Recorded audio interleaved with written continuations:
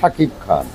পরে আমি যত নায়িকাকেই ফোন দেই কেউ আর ফোন রিসিভ করে না, খবর হয়ে গেছে এর ভিতর। হাই হ্যালো, আপনাকে স্বাগতম আমাকে দেখতে এবং কি শুনতে ভিডিওটিতে ক্লিক করার জন্য। মিডিয়া পাড়ায় একটা নিউজ কিংবা একটা ভিডিও ঘুরপাক খাচ্ছে। সেটা হলো সাকিব খানের নাম শুনলেই অনেক নায়িকারা ফোন রিসিভ করতো না। ছবি super hit, super duper hit, 7 কোটি টাকা ব্যবসা। ব্যাপারটা একজন পরিচালক কোনো একটা মাধ্যমকে জানাইছে। উনি কি পরিচালক নাকি কি, যাই হোক, আই থিংক পরিচালক, আমি অতটুকু জানি না। তো অহংকার পতনের মূল, কিংবা কাউকে ছোট করে দেখা, কাউকে নিয়ে ছোট ও চিন্তা ভাবনা করা বা ঘৃণা করা, এই ব্যাপারটা আসলে কোনো অর্থেই, কোনো কালেই, কোনো যুগেই ঠিক না। শাবনূর ধরে না, মৌসুমী ধরে না, পূর্ণিমা সেই পিচ্ছিটাও ধরে না, এই মহা কেলেঙ্কারি।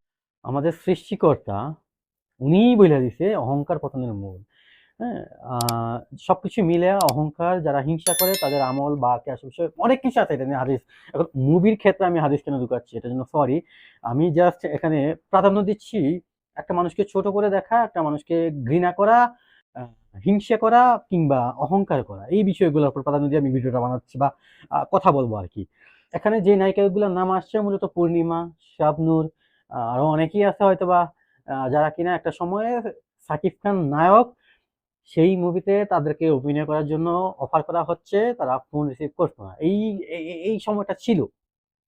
বাট এখন রাইট নাও সাকিব খান সবার মধ্যমণি। মেগা স্টার বলেন, সুপারস্টার বলেন, কিং খান বলেন বাংলাদেশের আরকি, হ্যাঁ? আম ইন্ডিয়াতে তো কিং খান আছেই।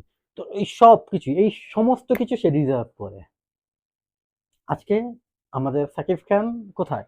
তার অবস্থান আজকে কোথায়? তো সবকিছু মিলিয়ে সাকিব খানের এই অবস্থানটার জন্য তাকে অনেক কিছু সহ্য করতে হইছে, অনেক স্ট্রাগল করতে হইছে। ইভেন তাকে নিয়া একটা কথাও বলছে আরেকজন মেকআপ আর্টিস্ট, মেবি উনি।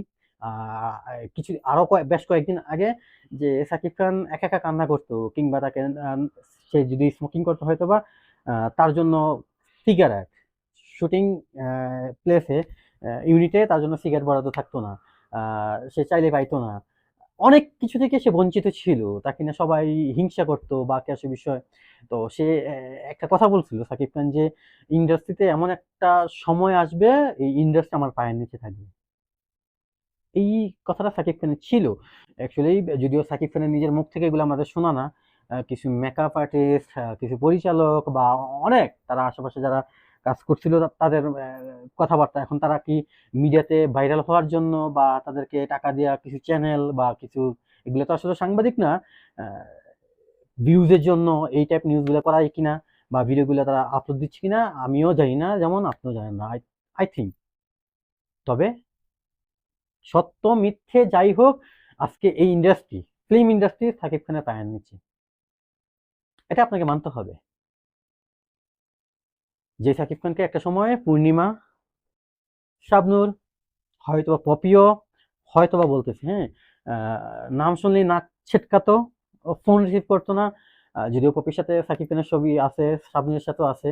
আ সেটা সেই অর্থে আসলে কিভাবে কি করছে, তাদেরকে আসলে মোটা অঙ্কের পেমেন্ট দিয়া আনা হইছে কিনা, সেটাও আসলে দেখবার বিষয় বা জানবার বিষয়। এখন এই ভিডিওগুলা বা এই কথাগুলা আমরা কিভাবে নিবো? কতটুকু সত্য বা মিথ্যা আমি নিজেও জানি না। যদি সত্য হয় তবে আজকে সাকিব খানের পায়ের নিচে ইন্ডাস্ট্রি, এটা সে ডিজার্ভ করে।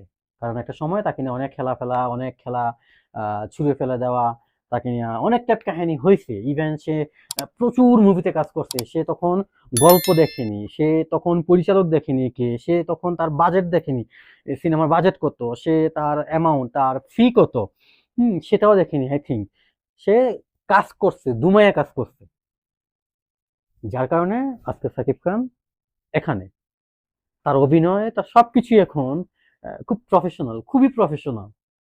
তার পেছনে সবাই লাইন ধরে থাকে এখন। সব প্রযোজক হোক, পরিচালক হোক, নায়িকারা হোক, এই যে দিঘি, পূজাচেরি, আসলে আ মানে তার পেছনে এখন লাইন। এই সাকিব খানের পেছনে। অথচ এই সাকিব খানকে একটা সময় আমরা সবাই নাক ছিটকাইছি। এই সাকিব খানকে নিয়ে আমরা সবাই অনেক টাইপ অনেক কথা বলছি। আজকে সাকিব খান কোথায়?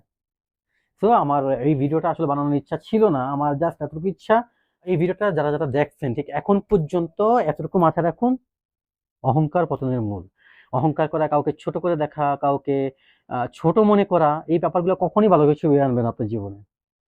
বরঞ্চ একটা সময় আসবে তার চেয়ে খুব খারাপ অবস্থানে আপনি চলে গেছেন, আপনি যেতে বাধ্য হয়েছেন, কিচ্ছু করার নাই, নিয়তি, আপনাকে মানতে হবে। রিভেঞ্জ অফ নেচার ব্যাপারটা সবসময় সবার জন্য প্রযোজ্য। ভিডিওটা বেশি বড় করবো না, ভিডিও ভালো লাগলে অবশ্যই লাইক করবেন, শেয়ার করবেন, ভিডিও সম্পর্কিত যেই কোনো মতামত আপনি কমেন্ট বক্সে কমেন্ট করবেন। আজকে এ পর্যন্তই, টাটা।